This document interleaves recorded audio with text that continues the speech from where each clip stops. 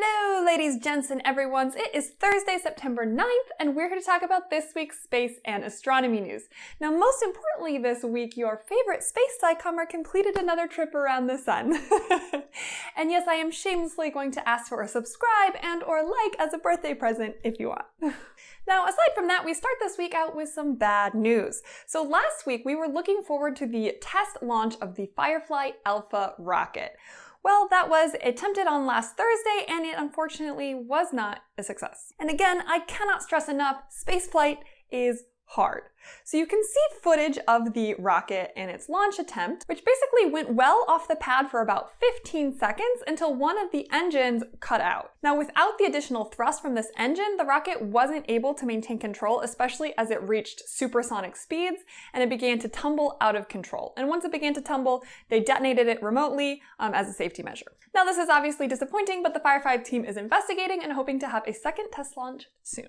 In happier news, back in August, we passed a milestone of the 1,000th near-Earth asteroid to be imaged by planetary radar. Planetary radar was first used back in 1968 to observe the asteroid Icarus, and since then it's been used to observe the orbits of many asteroids and comets. Now, this is really important because keeping an eye on these orbits helps us to identify any potentially hazardous objects that might collide with Earth someday. Now, while the 1,000th near-Earth asteroid was too small to be imaged in any detail, just a week later they detected the 1,001st asteroid and got this really cool footage, which, yeah, it's just cool. So here's to another 1,000 near-Earth asteroids and hopefully none of them which are a danger. Last week I told you that the Perseverance rover had made a second attempt at a first sample after the first attempt resulted in an empty sample tube. And at the time, preliminary images had indicated that perhaps the sampling was a success, but the team couldn't be sure because of poor lighting conditions. So they were actually able to take more images in better lighting and confirm that, in fact, the Perseverance rover did collect this sample. Once they were able to confirm that, they were able to finish up the sampling process. So basically, the sample got taken into the rover, got hermetically sealed, and is now placed in storage where it is awaiting collection as part of a future sample return mission. This is really exciting news. Congratulations to Perseverance and the whole team. And it's just so cool to think that this rock is sitting there waiting and it could someday be back on Earth. Awesome. So the interstellar medium, or ISM, is the gas and dust between stars. And like most things in the universe, it's composed primarily of hydrogen. Now, we quantify the amount of non-hydrogen and helium elements with something called metallicity because astronomers are a little weird. And basically, for a long time, astronomers have assumed that the ISM near our sun has basically the same metallicity as the sun. Now, this makes sense because the sun formed from the ISM. However, it's been really difficult to actually measure that metallicity directly of the ISM, and this is because many of the metals in the ISM get trapped in dust grains, which are a little bit harder to observe than the gas itself. But a new study published in Nature this week was able to use the Hubble's ultraviolet spectrograph to measure directly the metallicity of the ISM nearby. So contrary to this assumption of a nicely mixed solar metallicity ISM, they found that actually on average the metallicity was only 55% of solar, and that it could vary by over a factor of 10 in metallicity, getting as low as 17% of solar metallicity. This could be because lower metallicity gas is falling onto the galactic disk, and it turns out it's actually not very efficiently mixing with the existing ISM. So astronomers are definitely going to have to take this into account now going forward when they think of the ISM nearby.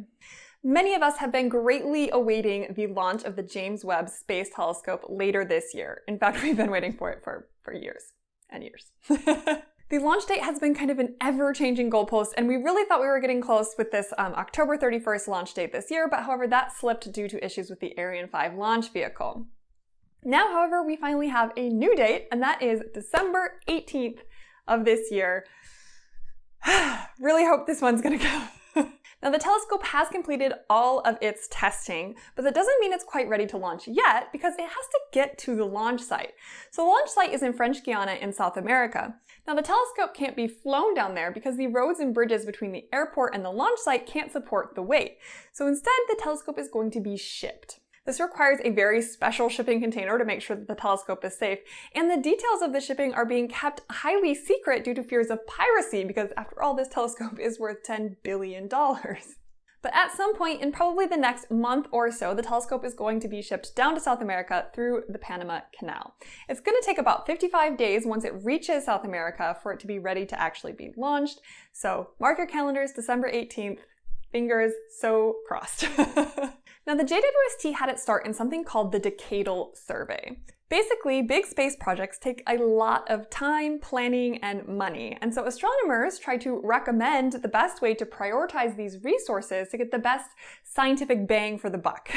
This recommendation comes every 10 years in the form of a decadal survey, and the next one, called Astro2020, is expected to be released very soon. Now, Astro2020 is especially exciting because this is the first decadal in a very long time that doesn't include the JWST. So the JWST has been a priority for the astronomical community, and now with Astro2020, this is basically our chance to see what the next big NASA flagship mission might be. Now, the release of the survey was delayed, like many other things, because of COVID-19. However, word on the street is that it should be released by the end of the month. And in fact, just this week, on my birthday, they released a statement saying that the report is nearing completion and that it is anticipated to be released in fall of 2021. So keep your eyes out for this because this is going to be really important. Well, that is all I have for you this week. Thank you so much for joining us. I hope you will come back next week, and I hope we will have some really awesome and good news for you. Thanks again for watching, and have a good one. Bye!